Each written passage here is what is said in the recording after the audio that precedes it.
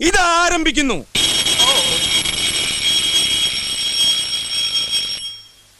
സുഹൃത്തുക്കളെ, അടുത്തൊരു ബെല്ലോടുകൂടി നാടകം ആരംഭിക്കുകയായി. ഉർവശി തിയേറ്റേഴ്സ് അഭിമാന പുരസ്സരം കാഴ്ചവെക്കുന്ന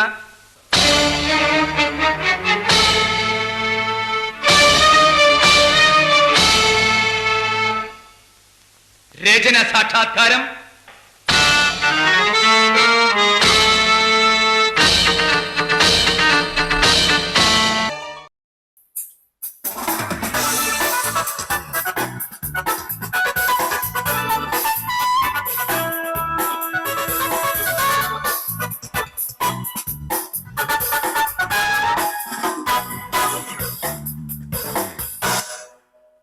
ഇതെന്ന് ഞാൻ കത്തിച്ചു കളയും.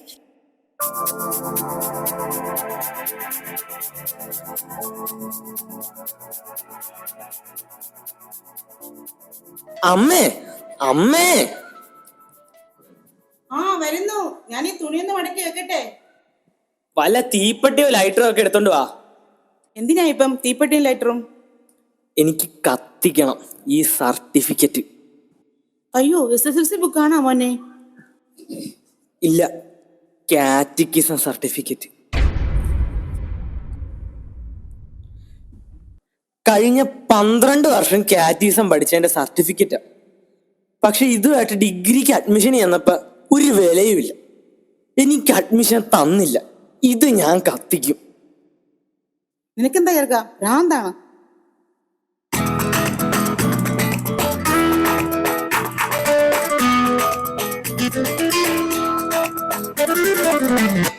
എന്താ ഒരു ബഹളം? അവനിപ്പം വേദപാഠം പഠിച്ച സർട്ടിഫിക്കറ്റ് കത്തിച്ച് കളയണമെന്ന്. അത് കാണിച്ചിട്ട് ഡിഗ്രിക്ക് അഡ്മിഷൻ കിട്ടിയില്ലെന്ന്. അപ്പൊ +2 വരെ വേദപാഠം പഠിച്ച സർട്ടിഫിക്കറ്റ് കാണിച്ച രൂപതയുടെ കോളേജിൽ അഡ്മിഷൻ കിട്ടുമെന്ന് ഇവിടെ എല്ലാരും പറഞ്ഞു. എന്നിട്ട് ഇത് കാണിച്ചപ്പോഴേ അഡ്മിഷനും കിട്ടിയില്ല, ഒരു കുന്തവും കിട്ടിയില്ല. പിന്നെ ഇത് കത്തിച്ചളയണ്ടേ?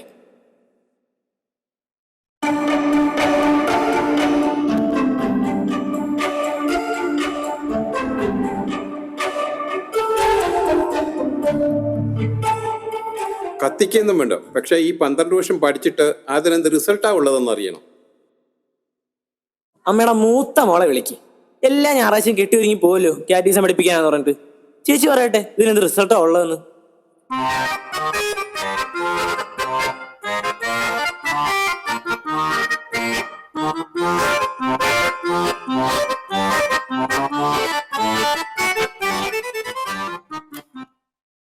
എന്താ അമ്മേ ഒരു ബഹളം?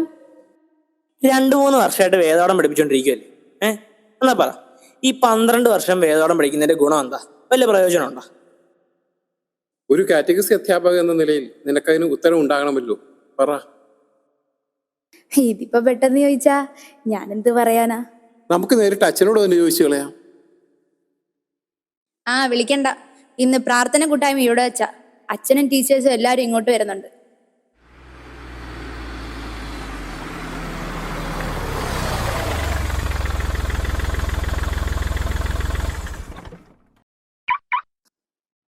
അതെ, പ്രാർത്ഥനയൊക്കെ കഴിഞ്ഞിട്ട് വാർഷികത്തിനൊരു ഫണ്ട് ചോദിക്കണം. ചായയുടെ കൂടെ ഒരു ബിസ്ക്കറ്റ് പോലും തരത്തില്ല, പിന്നല്ലേ ഫണ്ട്.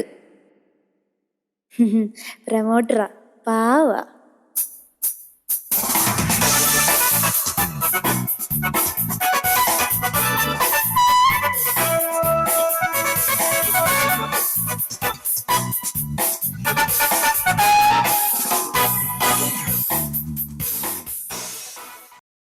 കൊള്ളാല്ലേ കാറ്റക്കിസം സർട്ടിഫിക്കറ്റ്. നീ എന്താ ഇതും പിടിച്ചിരിക്കുന്നേ? ചുമ്മാ ഒരു നൊസ്റ്റാൾജിയ. അച്ഛാ, അവനത് കത്തിക്കണമെന്ന് പറഞ്ഞ് നിൽക്കുക. എന്നിട്ട് എല്ലാരും കൂടി എന്നോട് ചോദിക്കുക കാറ്റക്കിസം പഠിപ്പിക്കുന്നതിന്റെ ഗുണം എന്താന്ന്. അച്ഛൻ തന്നെ അങ്ങോട്ട് പറഞ്ഞു കൊടുക്ക്. അച്ഛ, ഈ വേദപാഠം പഠിക്കുന്നതുകൊണ്ട് വല്ല ഗുണം ഈ പിള്ളേർക്കുണ്ടോ? ഒരു തലവേദന, ആക്സോയിൽ വല്ലതും കിട്ടുമോ? ആരെങ്കിലും എന്തെങ്കിലും പറ, ഫണ്ട് വാങ്ങിക്കാനുള്ള. ടീച്ചറെ, ഈ വേദപാഠം പഠിക്കുന്നതിന്റെ ഗുണം എന്താണെന്ന് വല്ല പിടുത്തോ? അറിയത്തില്ലല്ലോ. ഇന്ന് ആ വഴി അങ്ങ് കിട്ടും. പിന്നെ പഠിച്ചതിന്റെ ഗുണ റിസൾട്ട് എല്ലാം പൊതിഞ്ഞേട്ടി കൈകൊണ്ട് നടക്കുമല്ലേ. ചോദിക്കുമ്പോ അങ്ങ് എടുത്തു കൊടുക്കാൻ. എന്തെങ്കിലും ഉണ്ടെങ്കിൽ പറ ടീച്ചറെ. അറിയാനുള്ളൊരു ആഗ്രഹം കൊണ്ട് ചോദിക്കുക. പിന്നെ റിസൾട്ട് ഉണ്ടല്ലോ, ഉണ്ടാകാതിരിക്കുമോ? ഉണ്ട്.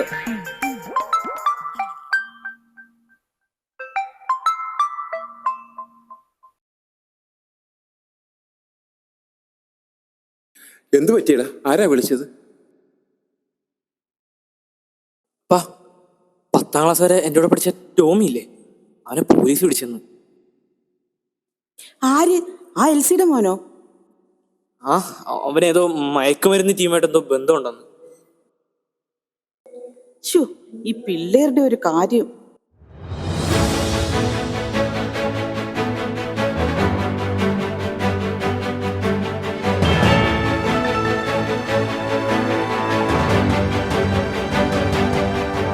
എറണാകുളത്ത് വൻ ലഹരി വേട്ട. 3 കിലോ കഞ്ചാവുമായി തമ്മനത്ത് 18 വയസ്സുകാരൻ പിടിയിൽ. വൈറ്റിലേക്ക് സമീപത്ത് നിന്ന് LSD സ്റ്റാമ്പുമായി 2 പേരെയും പിടികൂടി.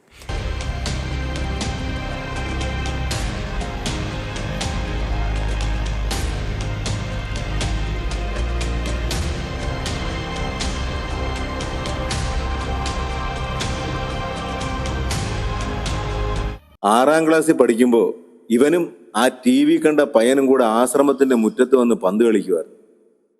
അന്ന് ഞാൻ ഇവരെ രണ്ടുപേരെയും കൂടെ വേദപാഠത്തിന് വരാൻ നിർബന്ധിച്ചു. കുറെ നിർബന്ധിച്ചു കഴിഞ്ഞപ്പോൾ ഇവൻ വന്നു തുടങ്ങി. അവൻ ഒരിക്കലും വന്നിട്ടില്ല. മറ്റ് ജീവിത സാഹചര്യങ്ങളുമായിട്ട് ബന്ധപ്പെടുത്തി ചിന്തിച്ചാലേ ചില കാര്യങ്ങളുടെ ഗുണം മനസ്സിലാവും. ഈ വേദപാഠമൊക്കെ പഠിക്കുന്നതിന്റെ റിസൾട്ട് എന്താണെന്ന് ചോദിച്ചാൽ അതിന് ഉത്തരം കിട്ടണമെങ്കിൽ നിങ്ങൾ ചിന്തിച്ചു നോക്കണം. ഈ പള്ളിയിലും പരിസരത്തും വന്ന് പ്രാർത്ഥനയും പാട്ടും കുമ്പസാരവും ഒക്കെ ആയിട്ട് നടന്നില്ലെങ്കിൽ ഇവരൊക്കെ പകരം ചെന്നുവിടുന്നത് എവിടാണ്? ഈ പള്ളിമുറ്റം ഒന്ന് വിട്ടുകഴിഞ്ഞാൽ നമ്മുടെ കുട്ടികൾക്ക് സേഫായിട്ട് ഒരു സ്ഥലം ഈ ലോകത്ത് വേറെ എവിടെ ഉണ്ട്?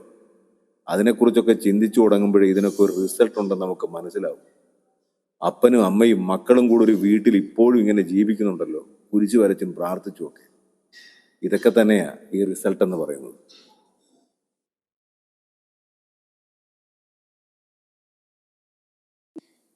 ഈ വേദപാഠം പഠിച്ചതിന്റെ ഗുണം എന്താണെന്ന് ചോദിച്ചാൽ എനിക്കും കുറച്ച് പറയാനുണ്ട് അച്ഛാ. ഞാൻ ഇതുവരെ ഇവിടെ പറഞ്ഞിട്ടില്ല, എന്നാൽ ഈ അവസരത്തിൽ ഞാൻ പറയുക. ഇവിടെ എന്റെ കല്യാണമൊക്കെ തീരുമാനിച്ച് എല്ലാരും വലിയ സന്തോഷത്തിലാ. എന്നാൽ ഇവർക്ക് ആർക്കും അറിയാത്തൊരു കാര്യമുണ്ട്. ഞാനൊരു പയ്യനുമായിട്ട് വലിയ അടുപ്പത്തിലായിരുന്നു. അവൻ തീരെ ജീവിക്കാൻ കൊള്ളത്തില്ലെന്ന് അറിഞ്ഞിട്ട് പോലും മാനസികമായി ഞാൻ ഒരുപാട് അടുത്തുപോയി. എന്റെ കൂട്ടുകാർ ഉപദേശിച്ചു, വീട്ടുകാർ ഉപദേശിച്ചു. എന്നിട്ടും ആ പ്രണയക്കുരുക്കിൽ നിന്ന് രക്ഷപ്പെടാൻ എനിക്ക് പറ്റുമായിരുന്നില്ല. പെട്ടെന്നൊരു ദിവസം ഇങ്ങനെ വിഷമിച്ചിരിക്കുമ്പോൾ ഓർത്തത് വേദപഠനത്തിന് 7ാം ക്ലാസ്സിൽ പഠിച്ചൊരു പാഠമാണ്, നിങ്ങളുടെ ഉള്ളിൽ വസിക്കുന്ന പരിശുദ്ധാത്മാവ്. അപ്പോഴാണ് ഓർത്തത്, ക്ലാസ് കഴിയുമ്പോൾ ഞങ്ങളിങ്ങനെ 5 മിനിറ്റ് ഉള്ളിൽ ഈശോയെ നോക്കി കണ്ണടച്ചിരിക്കുമായിരുന്നു. സങ്കടം സഹിക്കാൻ വയ്യാതെ അങ്ങനെ കണ്ണടച്ചിരുന്നപ്പോൾ ഉള്ളിലിരുന്ന ഈശോ എന്നോട് ചോദിച്ചു, നീ എന്നെ സ്നേഹിക്കുന്നു എന്ന്. ആ ഒരൊറ്റ ചോദ്യത്തിലാണ് ഞാൻ എല്ലാം കളഞ്ഞ് തിരിച്ച് എൻ്റെ വീട്ടിലോട്ട് വന്നത്. എനിക്കറിയാച്ചാ, എൻ്റെ ഉള്ളില് ഈശോ ഉണ്ട്. അച്ഛാ, ഞാനിതിവിടെ അങ്ങ് ഫ്രെയിം ചെയ്ത് വെക്കാൻ തീരുമാനിച്ചു.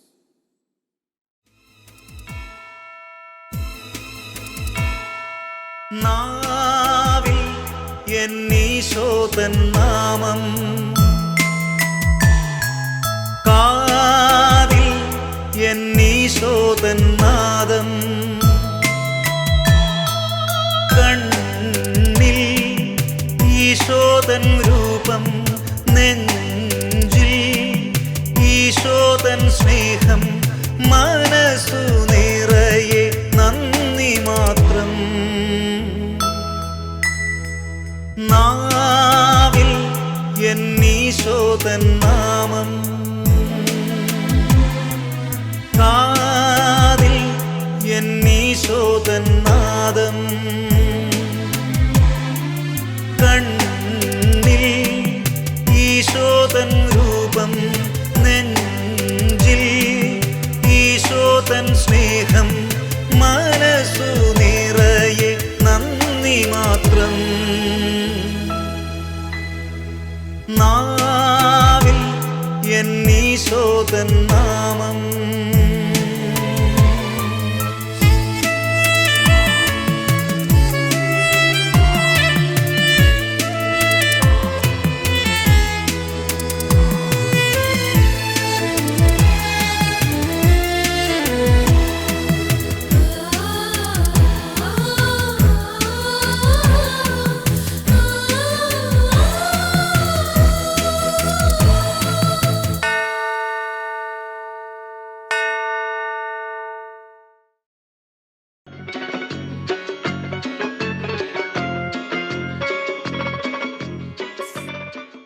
കാറ്റെ ഫെസ്റ്റ്.